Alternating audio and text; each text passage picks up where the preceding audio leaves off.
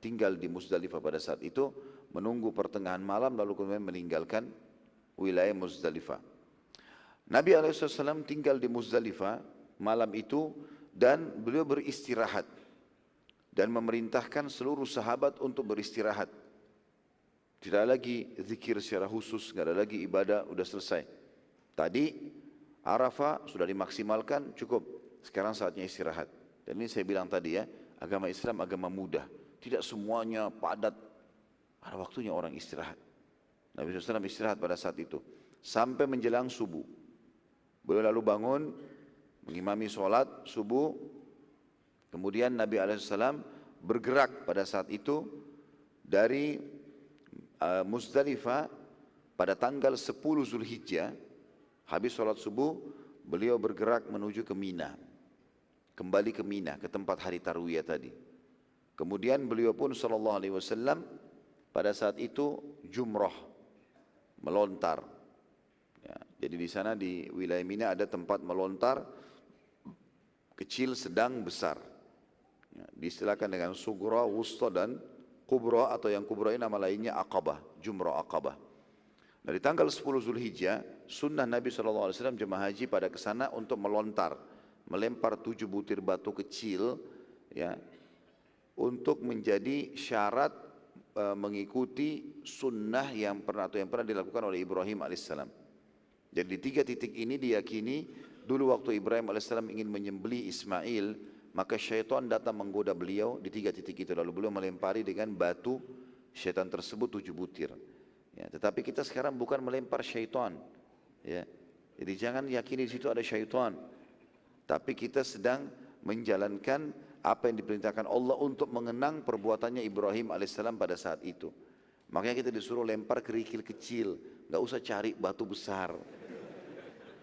Ya, nggak usah lempar sendal, lempar kayu. Saya lihat depan mata itu, ada orang begitu, karena dia pikir itu ada syaitan di situ. Kalau sekarang masih mending ya, sekarang sudah luar biasa karena tembok jumrah itu besar. Mungkin dari tiang sana ke tiang sana ini, 4 tiang ini mungkin digabung jumrah. Jadi kita melempar, batunya kena tembok itu jatuh ke bawah, di bawah sudah ditampung dan diangkat batu-batu tersebut oleh pemerintah Saudi. Sudah banyak jemaah haji melempar. Kalau jutaan jemaah haji, 3,5 juta jemaah haji semua lempar 7 batu kan penuh juga gitu kan. Kalau zaman dulu waktu kami masih mahasiswa, tiangnya hanya seperti ini nih. Kurang lebih seperti ini besarnya. Jadi kalau kita lempar dari sini, sana kena. Kalau meleset itu. Kalau ada orang lempar batu besar kan masalah. Kalau batu kecil masih mending. Ada yang pernah lempar, saya pernah lihat orang lempar kayu, lempar sendal. A'udzubillahi minasyaitonirrajim. Padahal nggak ada syaitannya di situ. Jadi ini harus difahami, jangan sampai salah faham di sini ya. Maka ini poin penting. Baik, Muzdalifah ini teman-teman yang tadinya Nabi SAW menginap itu berada antara Mina sama Arafah. Antara Mina sama Arafah, di tengah-tengah dia. Dan ini umumnya memang jemaah haji, terutama dari Asia kita, udah nggak pakai kemah lagi. Biasanya orang nunggu di bus saja, gitu kan? Karena ini tempat cuma sebentar, malam itu sampai subuh saja. Bahkan ada fatwa ulama membolehkan meninggalkan Muzdalifah ya di pertengahan malam, artinya di atas jam 12 malam. Terutama bagi wanita, orang tua, ini dibolehkan mereka meninggalkan lokasi Muzdalifah walaupun tidak sampai subuh. Ya umumnya buku-buku fikih menjelaskan kepada kita kalau subuhnya sholat subuh di Muzdalifah hukumnya sunnah. Tapi datang di situ ya itu masuk dalam masalah keharusan atau kewajiban dalam sebagian pendapat ulama. Baik. Ada juga pendapat ulama mengatakan kalau Muzdalifah adalah wilayah yang berada antara Mina dan Arafah serta Mina dan Muzdalifah masih masuk wilayah haram. Sementara Arafah keluar dari wilayah haram. Ya. Tradisi orang Quraisy pada saat itu, kebiasaan mereka, di zaman jahiliyah ini mereka juga haji. Karena ini kan haji dari zaman Ibrahim alaihissalam. Jadi orang-orang Quraisy juga haji. Tapi mereka dari Mina, tanggal 8 Zulhijjah hari Tarwiyah tidak menuju ke Arafah dan mereka menahan diri di Muzdalifah. Jadi Arafah tidak masuk dalam ibadah hajinya mereka pada saat itu. Padahal dalam syariat Nabi Ibrahim alaihissalam Arafah harusnya masuk. Tapi mereka tidak mau jauh-jauh, mereka mau tetap di wilayah haram. Jadi dari Mina ke Muzdalifah saja. Padahal sebenarnya jalurnya harus dari Mina hari Tarwiyah ke Arafah dulu baru ke Muzdalifah gitu kan. Muzdalifah nanti kembali ke Mina lagi. Tapi mereka yang nggak mau, orang Quraisy mau dari Mina ke Muzdalifah aja, nggak usah sampai ke Arafah. Maka Nabi SAW menghapus tradisi itu. Dan orang-orang Quraisy beralasan pada saat itu, tentu jemaah haji yang lain pergi ke Arafah ya. Orang Quraisy aja nggak mau. Mereka mengatakan, kami kan penduduk wilayah haram, maka kami tidak keluar dari wilayah haram. Ya. Karena tadi Mina sama Muzdalifah masih masuk wilayah haram. Kalau kita ke Arafah keluar dari wilayah haram, kita kan penduduk wilayah haram. Ini alasan saja. Tapi dalam syariat Ibrahim AS dan Nabi Muhammad SAW tidak seperti itu. Arafah tetap harus didatangi. Bahkan Arafah adalah inti haji. Nah, sebagaimana sabda Nabi SAW yang sudah saya sebutkan, Al-Hajju Arafah. Dan ini menandakan bahwasanya Nabi SAW menghapus tradisi Quraisy yang telah menyalahi syariat Nabi Ibrahim AS. Gitu kan? Pada saat tiba di Arafah, Nabi SAW, ada poin tadi yang luput saya sampaikan, sebelum ke Muzdalifah, waktu beliau tiba di Arafah, tentu malamnya nanti baru ke Muzdalifah ya, waktu pada saat beliau tiba di Arafah, beliau mampir ke sebuah tempat yang diistilahkan oleh masyarakat setempat situ Namira. Ya. Sekarang dibangun masjid Namira namanya. Ya. Dan Nabi SAW berkhutbah di situ dengan khutbah yang masyhur sekali, yang di dalamnya mencakup banyak hukum-hukum syariat. Baik, sebelum kita baca khutbah Nabi SAW dan nasihat wasiat beliau yang mulia di Arafah ini, kita lanjutkan dulu tadi. Setelah Nabi SAW tiba di tanggal 10 Zulhijjah, beliau SAW menuju ke Mina, lalu Jumrah Aqabah, melontar. Setelah itu Nabi SAW bertahallul, mencukur rambut beliau alaihissalam. Lalu kemudian memerintahkan kepada para sahabat untuk mencukur rambut mereka. Kemudian mengganti pakaian biasa. Ya, mengganti pakaian biasa karena sudah terjadi tahallul. Lalu Nabi alaihissalam menuju ke Masjidil Haram untuk tawaf ifadah, tawaf wajibnya haji. Ini di tanggal 10 semua ini ya. Hari Raya Idul Adha tepatnya itu. Tanggal 10 Hari Raya Idul Adha. 10 Zulhijjah Hari Raya Idul Adha. Kemudian Nabi SAW berkurban. Berkurban. Jadi 3 ibadah dikerjakan pada hari itu. Di sini Nabi SAW memberikan pilihan kepada para sahabat. Khusus masalah Jumrah Aqabah harus hari itu, tanggal 10 Zulhijjah. Tapi tawaf ifadah, tawaf wajibnya haji, dan berkurban boleh ditunda sampai akhir hari tasyrik. Karena kan tanggal 10 Zulhijjah hari Idul Adha, atau nama lainnya hari Nahar. Kemudian datang setelahnya 11, 12, 13 hari tasyrik, ya, yang kita disunnahkan untuk menyembelih hewan kurban. Maka Nabi SAW memberikan rukhsah atau keringanan kepada para sahabat waktu itu untuk tawaf ifadah dan kurbannya boleh di hari Nahar 10 Dzulhijjah atau ditunda sampai terakhir hari tasyrik, boleh pilihan. Dan selanjutnya Nabi SAW menginap di Mina ya, dengan sudah pakaian biasa, sudah tidak pakai ihram lagi.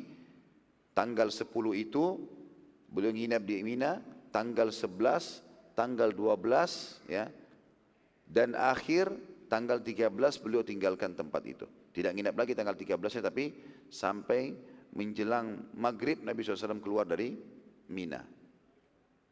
Nah 3 hari ini, hari tasyrik, tanggal 11, 12, 13, Nabi SAW melakukan jumrah hari itu. Enggak ada ibadah lain beliau kecuali jumrah. Beliau jalan dari kemahnya menuju ke jumrah, lalu beliau melempar dengan istilahnya lemparan kecil, sedang, besar, 7 butir, 7 butir, 7 butir batu, gitu kan. Hari tanggal 12 juga begitu, dan tanggal 13 juga begitu.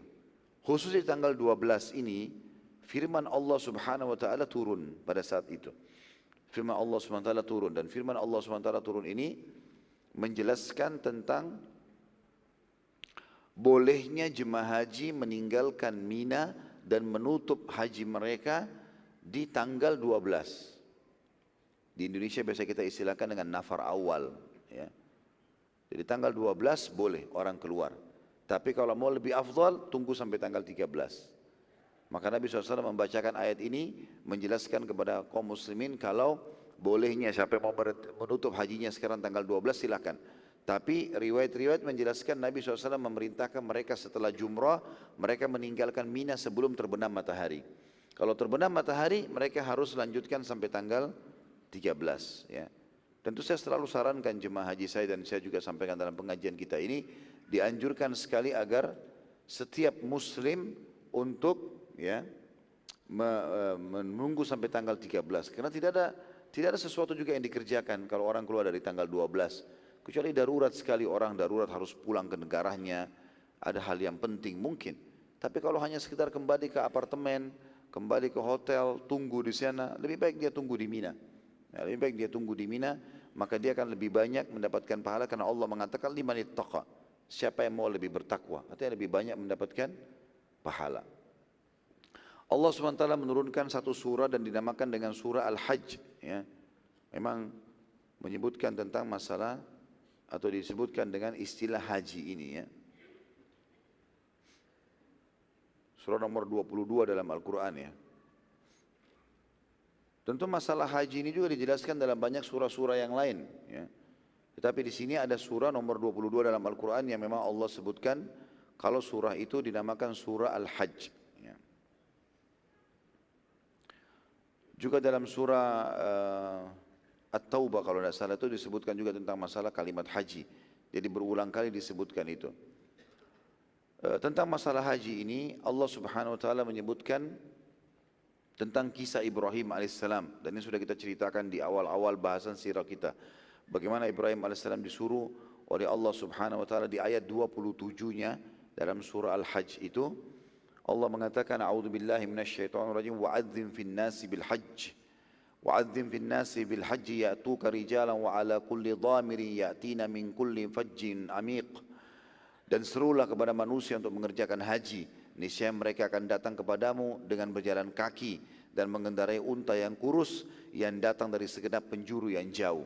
Jadi waktu itu Ibrahim alaihissalam selesai membangun Ka'bah, ya, sudah selesai prosesi pada saat Ismail mau disembelih lalu tidak jadi. Ya.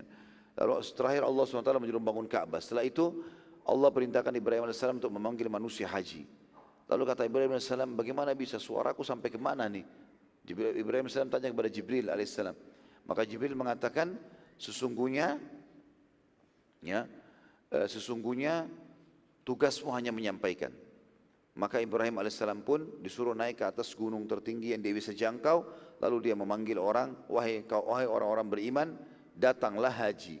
Maka Allah mengatakan, dan seruhlah kepada manusia untuk mengerjakan haji. Ya, ini Ibrahim AS naik di atas gunung yang tinggi lalu memanggil manusia, hai orang-orang beriman, datanglah haji. Maka suara Ibrahim AS diantar oleh Allah SWT, yang disampaikan kepada seluruh orang beriman di muka bumi. Maka Allah mengatakan dan serulah kepada manusia untuk mengerjakan haji, niscaya mereka akan datang kepadamu dengan berjalan kaki dan mengendarai unta yang kurus. Kenapa kurus? Karena terlalu jauh perjalanan. Sehingga untanya menjadi kurus dari segenap penjuru yang jauh.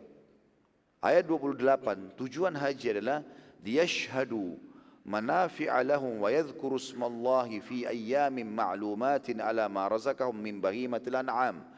Fakulu minha wa at'imul ba'isal fakhir. Supaya mereka menyaksikan berbagai manfaat bagi mereka dan supaya mereka menyebut nama Allah pada hari yang telah ditentukan atas rezeki yang telah Allah berikan kepada mereka berupa binatang ternak. Artinya mereka menyembelihnya karena Allah. Maka makanlah sebagian darinya dan sebagian lagi berikanlah untuk dimakan oleh orang-orang yang miskin atau sengsara. Ayat 29-nya ثم ليقضوا تفاثهم وليوفوا نذورهم وليطوفوا بالبيت العتيق. Kemudian hendaklah mereka menghilangkan kotoran yang ada pada badan mereka. Dan hendaklah mereka menyempurnakan nazar